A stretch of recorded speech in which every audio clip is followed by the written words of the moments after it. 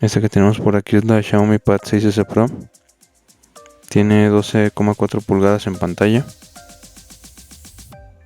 Nosotros adquirimos el equipo con la memoria de RAM de 12 GB y el almacenamiento en 512 GB.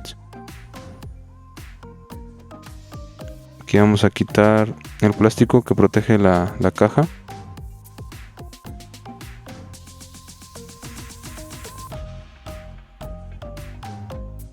Ya que lo hemos retirado, pues vamos a quitar también la tapa para poder ver el equipo.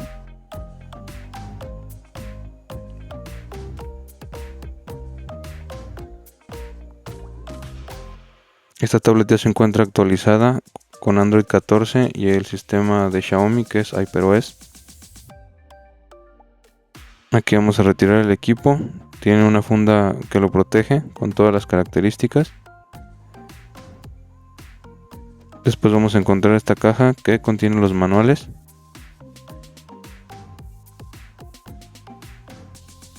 Y seguido de esto, otra caja en la parte de abajo.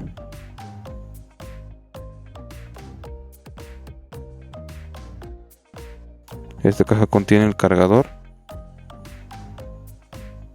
Y pues este cargador, ahí nos dice la capacidad de carga, que es de 120 watts.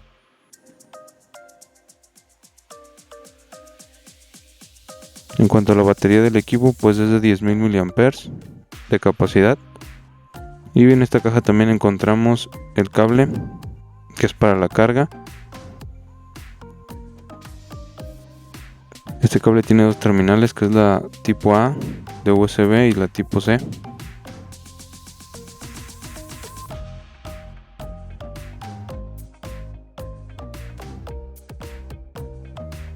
Después de esto, pues ya no hay más accesorios en la caja.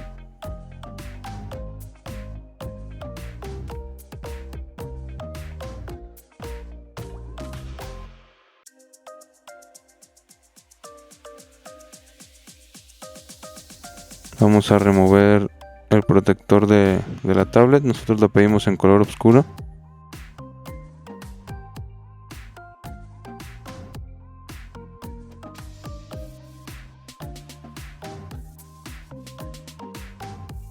Aquí lo mostramos por la parte de atrás.